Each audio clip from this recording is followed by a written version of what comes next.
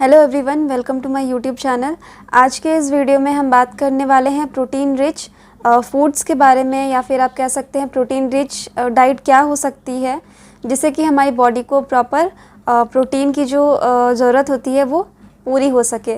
तो generally protein को हमारी बॉडी का बिल्डिंग ब्लॉक माना जाता है, क्योंकि हमारी जो बॉडी है उसका डेवलपमेंट प्रोटीन की वजह से ही होता है।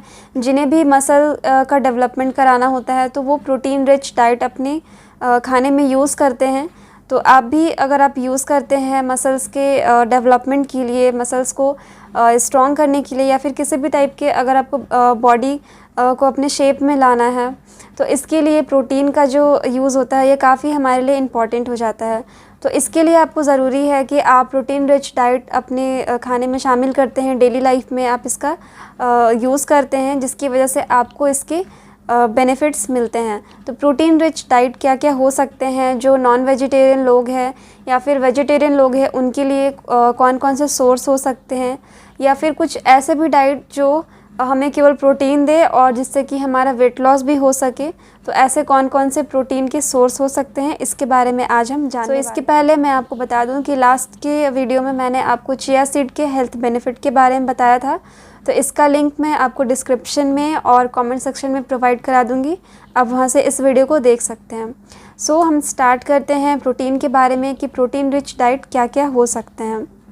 फर्स्ट अगर बात करें हम वेजिटेबल्स की, सब्जियों की, तो सब्जियां अगर जनरली हम देखते हैं तो लोग कहते हैं कि हमें पालक खाना चाहिए, क्योंकि पालक एक अच्छा प्रोटीन का सोर्स माना जाता है। तो ऑब्वियसली ये जो प्रोटीन का सोर्स है हमारा पालक, ये लेना चाहिए आपको, क्योंकि इससे अच्छा प्रोटीन मिलता है और ये हमारे लिए जो वेजिटेरियन लोग हैं उनके लिए भी ये अच्छा है।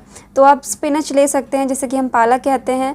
ब्रोकली में भी काफ़ी अच्छे अमाउंट में प्रोटीन पाया जाता है।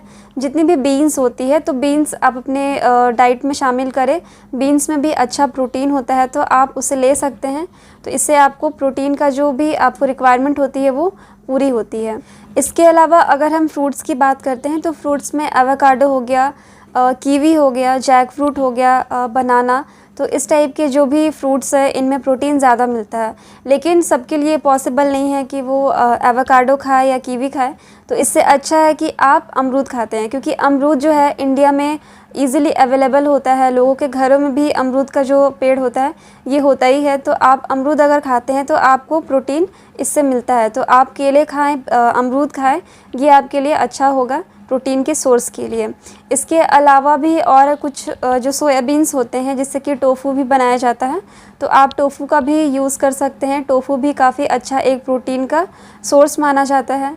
इसके अलावा भी जितने भी दालें हो गई हमारी, जैसे कि मसूर की दाल, उड़द की दाल, या फिर मूंग की दाल, अरहर या चने की दाल, तो ये सब जो दालें होती हैं, दाल जनरली कहा जाता है कि दाल से हमें प्रोटीन मिलता है।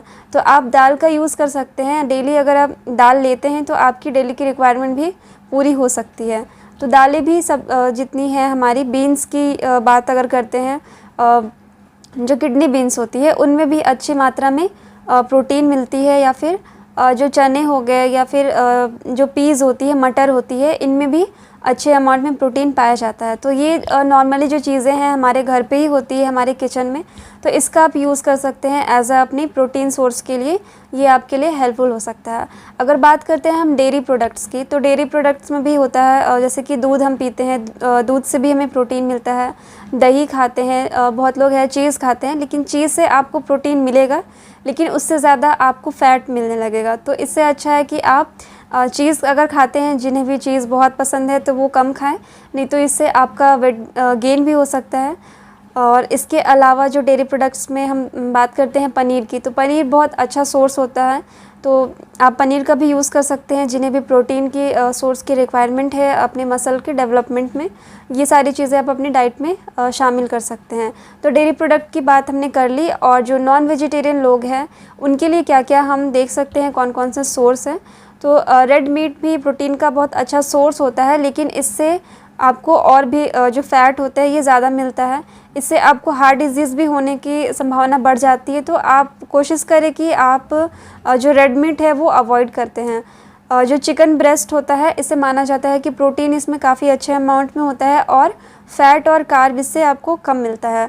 तो आप इसका यूज़ कर सकते हैं। चिकन ब्रेस्ट इसे अगर आप लेते हैं तो प्रोटीन आपको मिल जाता है। जो एग वाइट होता है तो एग वाइट भी अपनी डाइट में आप शामिल करें और इससे भी आपको प्रोटीन मिलेगा। साथ ही जितने सी फूड्स होते हैं या फिर जो फ़िश होती हैं तो आप फ़िश भी खा सकते हैं। अगर आपको प्रोटीन चाहिए तो इस टाइप की चीज़ें आप अपनी डाइट में शामिल कर सकते हैं। ये नॉन वेजिटेरियन जो भी लोग हैं उनके लिए है। तो नॉन वेजिटेरियन लोगों के लिए जो चिकन ब्रेस्ट होता है, एग वाइट हो गया, सी फूड्स हो गए जैसे कि प्रॉन्स, फ़िश, इस टाइप की जितने भी सालमन वगैरह होते हैं जो फ़िशेस हैं, ये अपनी डाइट में आप शामिल करते हैं तो आपको प्रोटीन अच्छे अमाउंट में मिल जाता है। और बात करते हैं ड्राई फ्रूट्स की, तो ड्राई फ्रूट्स में आप कैशू ले सकते हैं, काजू और आलमंड्स ले सकते हैं या फिर मूंगफली। ये सब भी चीज़ें प्रोटीन की अच्छी सोर्स होती है। अखरोट खा सकते हैं, एप्रिकॉट खा सकते हैं या फिर जो रेजिन्स होती हैं, किशमिश वगैरह आप खाते हैं तो इससे भी आपको प्रोटीन मिलती है। तो ड्राई फ्रूट्स आप ओवरऑल सभी आप ले सकते हैं तो इससे आपको प्रोटीन का जो रिक्वायरमेंट है वो पूरा होता है। तो आप इसे ले अपने डाइट में शामिल करें। और इसके अलावा भी जैसे कि सोया चंक्स हो गया और जैसे कि मैंने आपको बताया कि जो टोफू होता है वो भी सोया मिल्क से ही बनता है तो ये भी आपके लिए फ़ायदेमंद होता है।